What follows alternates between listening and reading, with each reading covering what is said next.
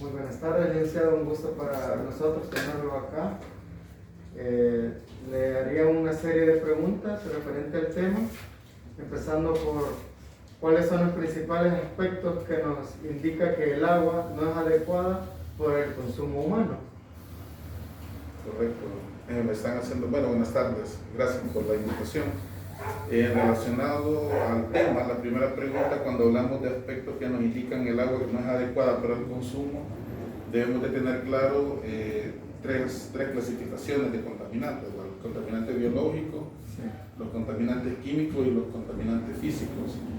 Existe una reglamentación, el Reglamento Técnico Salvadoreño del Agua Potable, que nos pone parámetros. Estos parámetros deben de estar dentro de norma, dentro de la reglamentación, y lo que nos indica es que todo lo que esté arriba de esos límites representaría un riesgo para la salud.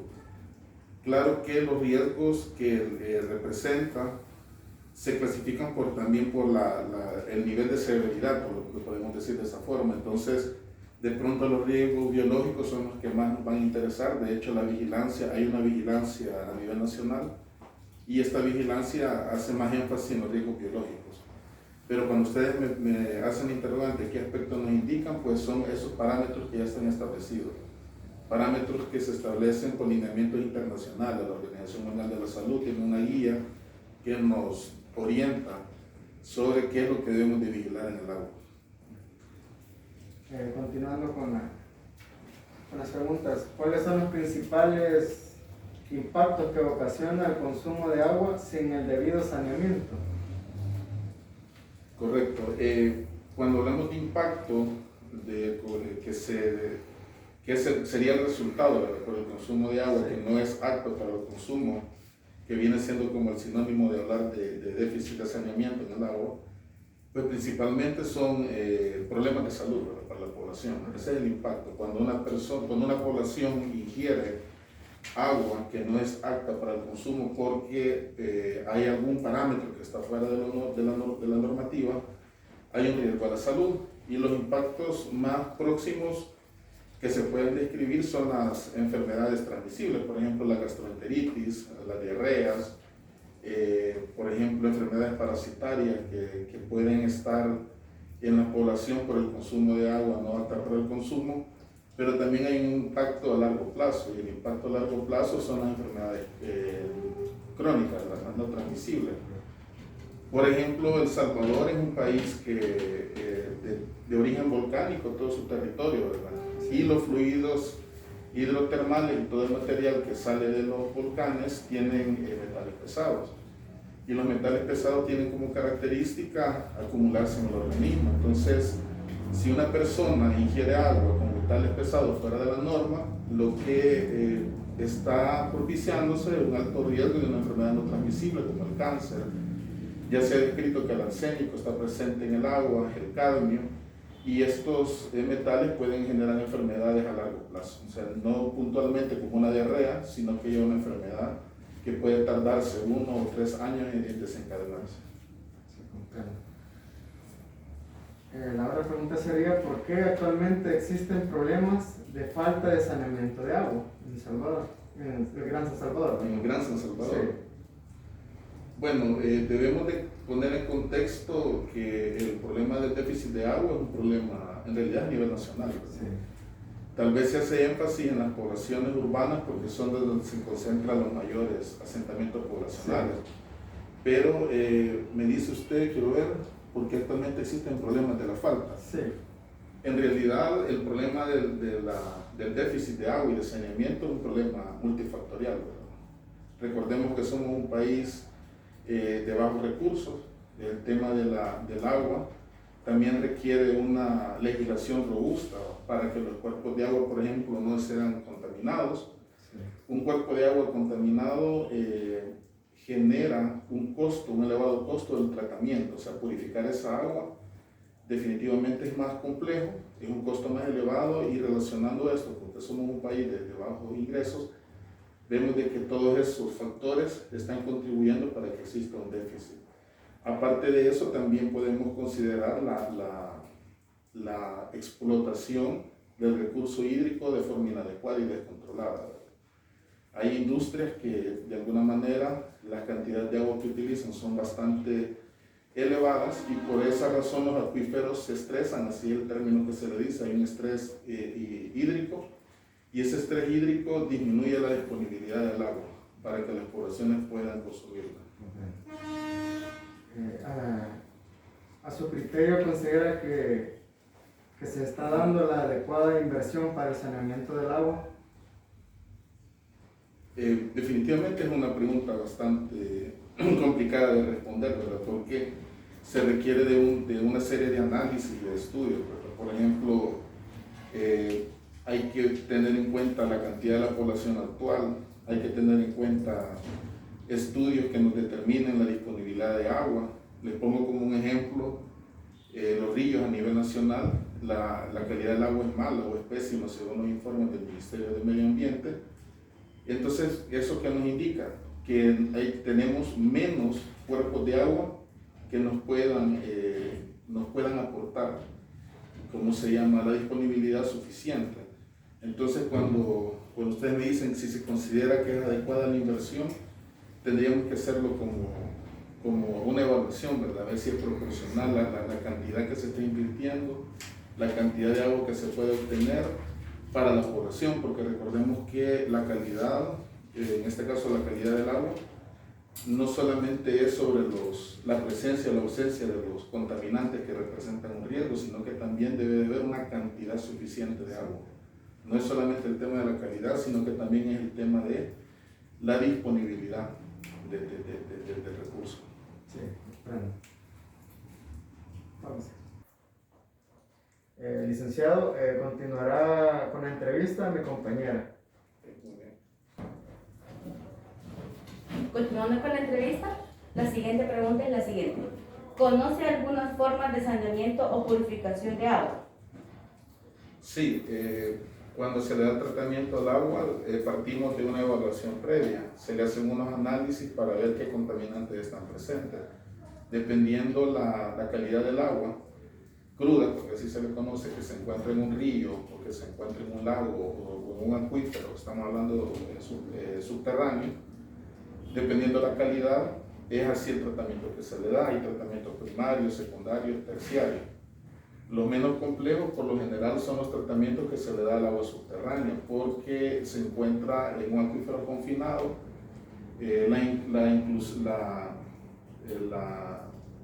la presencia de contaminantes es menos probable en un acuífero que sea subterráneo a uno superficial. Entonces, de pronto, lo único que vamos a necesitar de un acuífero subterráneo es eliminar algunos metales como el hierro, el manganeso, que le genera una condición física que se llama, y química, que se llama agua dura. El agua dura genera incrustaciones en los acueductos y también afecta a la industria y afecta algunas actividades de la casa.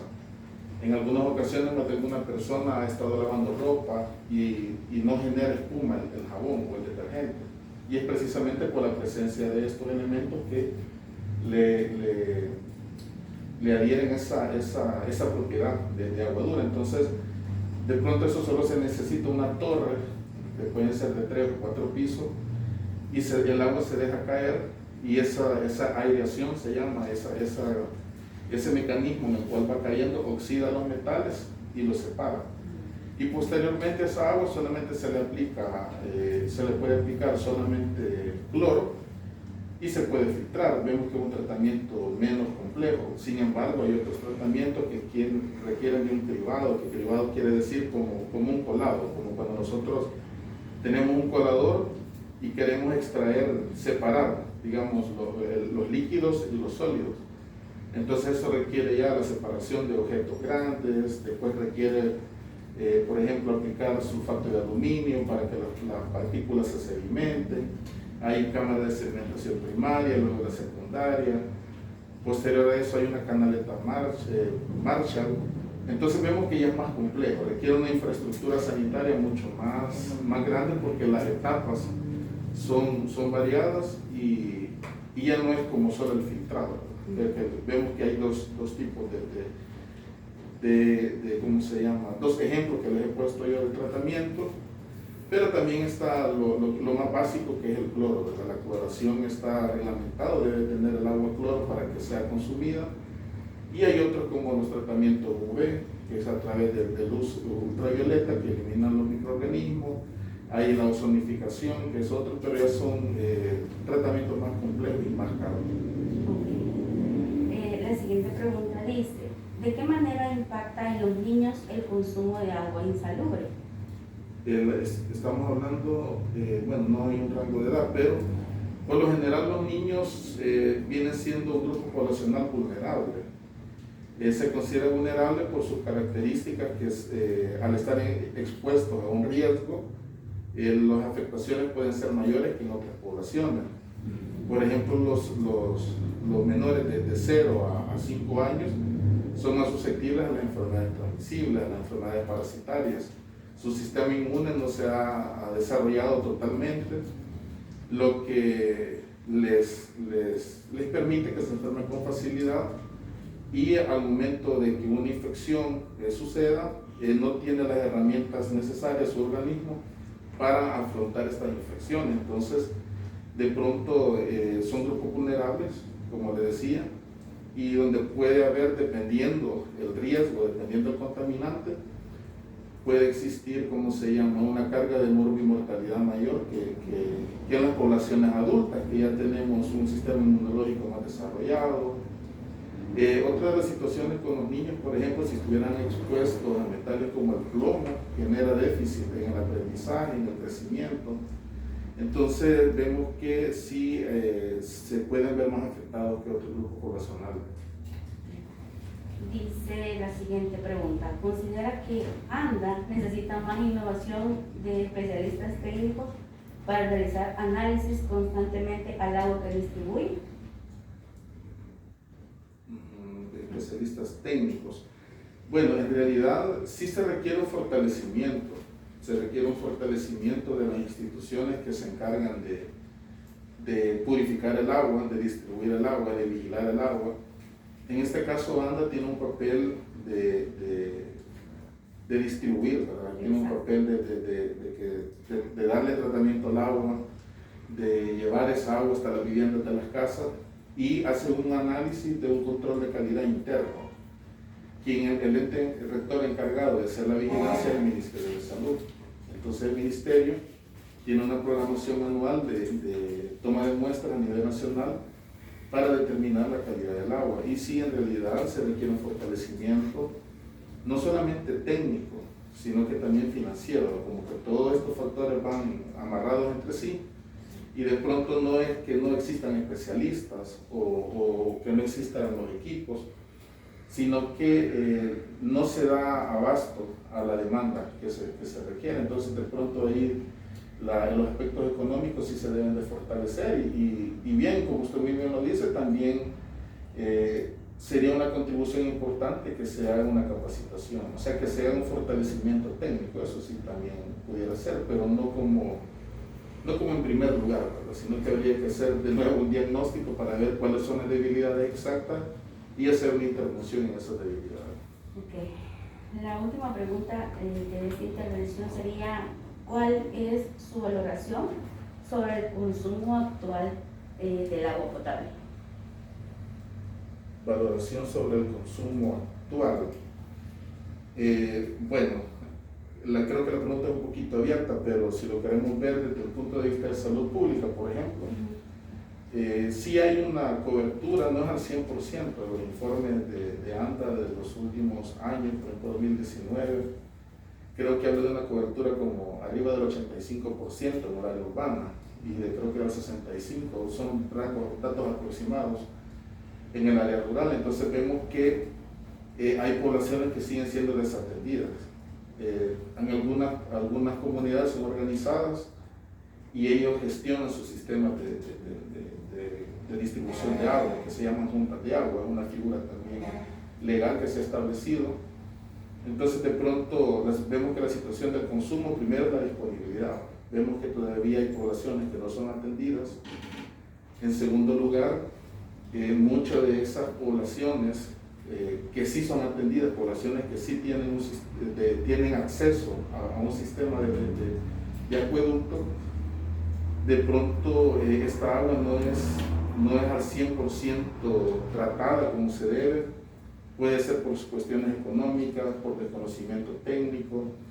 Hay juntas de agua que, por ejemplo, yo he tenido la experiencia en muchos lugares de que no están aplicando cloro y lo que representa un riesgo. Entonces vemos que el consumo actual, aparte de no tener una cobertura total de la población, algunos que sí tienen la cobertura siempre están en riesgo por el déficit en los aspectos técnicos que ya están contemplados en el reglamento.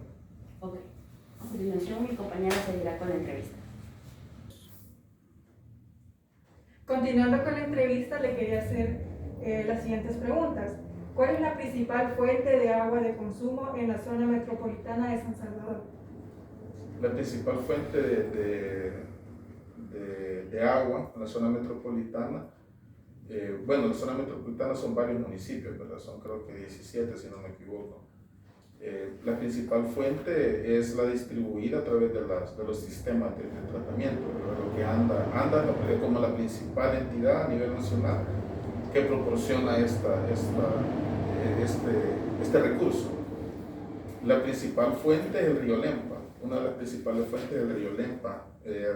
Proporciona una cantidad importante de agua y esta agua se complementa y se une con otros sistemas pequeños de tratamiento. Les puedo mencionar Luluchapa, así se llama la planta de tratamiento, donde viene un río del lado de San Marcos, de la zona sur de San Salvador. Ese río llega cercano al lago de Ilopango y se extraen del acuífero. Hay tengo entendido que son dos acuíferos, y se hace una mezcla. Entonces vemos de que no solamente es el río Lempa, también hay pequeños sistemas que dan una importante cantidad de agua para la población de esa zona que usted mencionó. Bueno, siguiendo la otra pregunta sería, ¿qué zonas de San Salvador considera que hay carencias de abastecimiento de agua potable? Casi toda el área metropolitana tiene un servicio intermitente de agua. Son muy pocas las zonas donde hay un servicio constante. Y aquí vuelvo a mencionar lo que dije hace un momento. No hay que enfocarse solo en la calidad, claro que es importantísima, pero también en la cantidad. Si las personas no tienen cantidad suficiente, va a haber déficit en la higiene de la vivienda, va a haber déficit en la higiene personal, va a incurrir en gastos para adquirir agua que viene tratada a través de agua envasada. Entonces, todas las colonias, por ejemplo, el área metropolitana o de los municipios que se conocen como municipios dormitorios, le dicen, tienen un servicio intermitente. O sea, caen un día sí, 2 días no, caen 2 veces a la semana. Entonces vemos que todos hay algún déficit en el servicio de alguna manera, ya sea porque no cae porque es intermitente, y también hay que hacer énfasis en algunas zonas rurales dentro del área metropolitana. Existen municipios que tienen zonas rurales donde no llega el servicio. Entonces, aunque pareciera un poco extraño porque estamos hablando de una parte importante del país, también estas poblaciones tienen déficit porque no tienen acceso al agua. Ok, licenciado, para dejar un poco más explicado lo que es el tema del saneamiento, ¿nos podría decir qué es el saneamiento y cuál es la diferencia entre saneamiento y tratamiento? Sí, el saneamiento es una serie de actividades que en salud pública se hacen o se aplican con el objetivo de prevenir las enfermedades relacionadas al saneamiento, y estas pueden ser la transmisión de enfermedades por vectores como cucarachas, moscas, la disposición sanitaria de los desechos sólidos, la disposición sanitaria de las aguas residuales, el tratamiento del agua y la disponibilidad de agua. Entonces vemos que es una serie de actividades donde se utiliza la ingeniería sanitaria, se utilizan otras ramas de las ciencias de la salud que buscan prevenir enfermedades en la población. Y el tratamiento es una de las actividades que está dentro del saneamiento. Para que el agua sea apta para el consumo, se requieren obras de ingeniería sanitaria, y el tratamiento viene siendo una de esas, que tiene una serie de actividades que ya anteriormente ya las describí. Ok, para terminar esta entrevista, licenciado, le voy a hacer la última pregunta. ¿Cuál es el destino final de agua de residuales depuradas? En el caso de, bueno, también existe un déficit en el alcantarillado. El acueducto es todo el sistema que lleva agua potable a las viviendas. El alcantarillado, todo el sistema sanitario que se utiliza para desechar las aguas residuales. Entonces, por lo general, los principales cuerpos receptores de estos son los ríos que tenemos en el área metropolitana. El río Selhuarte es uno de ellos, el río Las Cañas. Entonces, todos estos ríos son los que reciben aguas residuales. Son muy pocos los lugares que tienen un sistema de tratamiento de aguas residuales, que lo que busca es disminuir la cantidad de contaminantes para que el agua, al salir al ambiente, no genere problemas ambientales y que no genere problemas de salud. Pero principalmente son no hay un buen sistema de alcantarillado en el país, y son los ríos los principales receptores. Bueno, licenciado, le agradecemos mucho su tiempo y su colaboración para brindarnos esta entrevista, y con esto concluimos nuestro trabajo.